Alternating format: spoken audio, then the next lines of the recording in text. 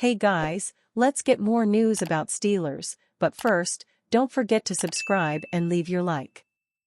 Steelers rookie reveals unusual plan for his Aaron Rodgers interception balls. It was another subpar start for the Pittsburgh Steelers against the New York Jets in Week 7. But the game began to shift just before halftime when Steelers undrafted rookie cornerback Beanie Bishop Jr. intercepted a pass while the Jets were trying to run the 2-minute drill. It was the first interception of Bishop's career. He didn't have to wait long for his second one. 2 drives later, Bishop picked off another Aaron Rodgers pass and returned it to the Jets' 1-yard line. Both interceptions led to Steelers touchdowns. The Pittsburgh defense also shut out the Jets during the second half, as the Steelers cruised to a 37-15 victory on October 20th. With his pair of picks, Bishop left Acrisure Stadium with not just 1, but 2 game balls for his trophy room. After the game, the 24-year-old already knew what he wanted to do with both footballs. "I really want to get them signed and framed, for real," Bishop told NBC's Melissa Stark in the broadcast's post-game interview. Bishop clarified that he'd like Rodgers to sign them. But he seemed to understand that he might not get his wish. "Yeah, for sure. We'll see how that goes, though," he said with a smirk. In addition to his 2 interceptions, Bishop was tied with the team lead with 2 pass defenses. He was also second for the Steelers with 6 total tackles. In addition to sharing his plan for the game balls, Bishop briefly broke down both interceptions with Stark. With both picks, Bishop was in the right place at the right time because of mental preparation. He particularly anticipated the first throw that led to the pick before halftime that turned the game in Pittsburgh's favor. "We knew how he liked to attack us. Whenever he sees the middle of the field open, he likes to throw those types of passes," Bishop said. "I just happened to be right there." Then with the second one, the ball tipped up. "That's a route that they'd been running even in Green Bay. I played it right." Bishop's first pick occurred with 1:15 left in the second quarter. The Jets were receiving the kickoff to begin the third quarter, so they had a chance to double-dip with points before and after halftime. Instead, Bishop's takeaway gave the Steelers the ball near midfield.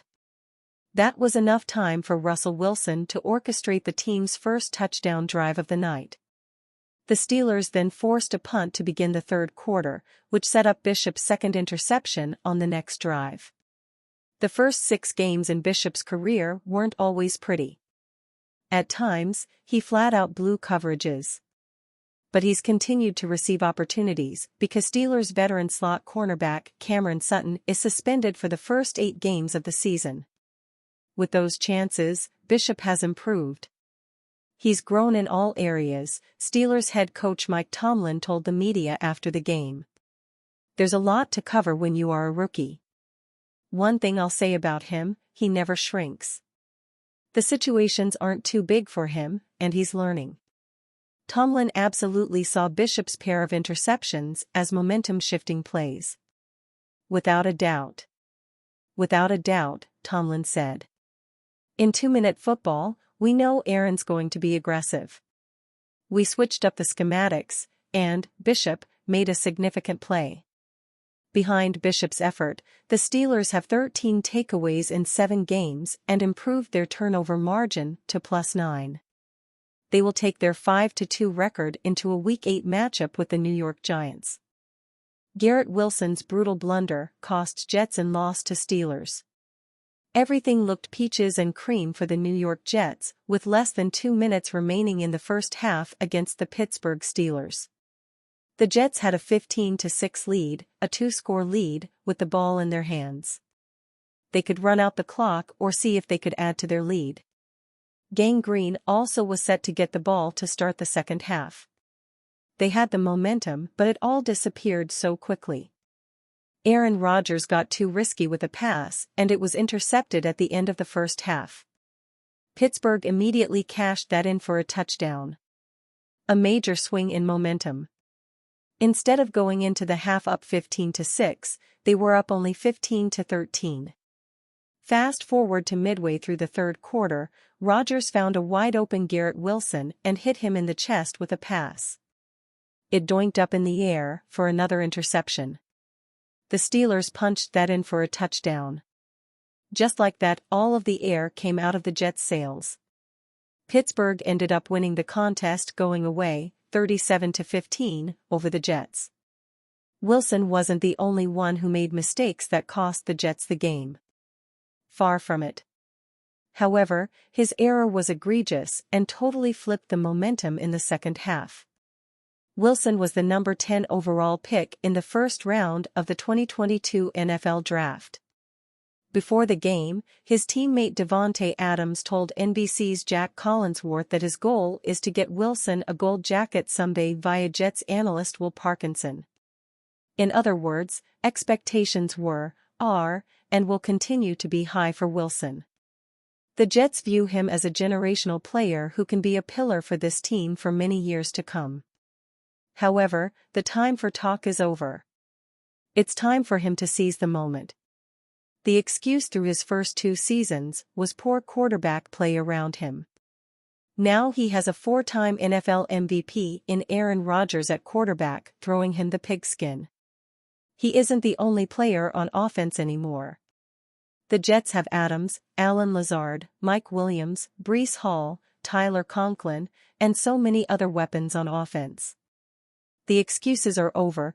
Wilson has to realize his full potential so the Jets can in turn maximize their potential in 2024. It's not only about the special plays he can make, but it's also about avoiding critical mistakes. In Week 7, Wilson cost his team big time. After the game, Rodgers was asked about the details of his message to Wilson after the turnover. "I said I'm going to come back to you. He's a dynamic player, we need to target him, obviously, no one feels sicker than him about that play, but he's a dynamic player," Rodgers explained. That is what your QB1 is supposed to say. However, the Jets need Wilson to not only not make mistakes, but to also generate big plays. He is the straw that stirs the drink on this offense. All of the other weapons are nice at wide receiver, but Wilson is in his prime and has the God-given ability to make a difference on this team if he can get his focus right. Davante Adams gives blunt response about Jets' loss to Steelers in debut. Davante Adams had a short week to prepare for his debut with the New York Jets, and the outcome was far from what he and the fanbase hoped for. The Jets allowed the Pittsburgh Steelers to reel off 31 straight points en route to a 37-15 loss. For Adams, specifically, the night was mostly a forgettable one.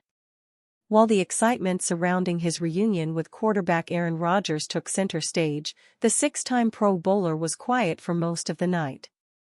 He did catch 3 passes for 30 yards in the first half but was a non-factor in the second half. Although Adams tied for a team-high 9 targets, he and Rodgers didn't link up a single time in the final 2 quarters. The newest Jets wideout spoke about the loss after the game and gave an interesting assessment. "We just didn't execute. The opportunities, or moments that we had to potentially put the ball in the end zone or finish a drive or get 3 or whatever it was, we just didn't execute, didn't finish," Adams said. And that's the underlying thing with this team this year. "Obviously, I'm just getting here, but hoping that I can do something to be able to change that." Adams describing the Jets' issues this season during his first week with the team was certainly interesting. He's seemingly done plenty of research and evaluated how he can make an impact, even if it didn't pan out in his first game following the trade.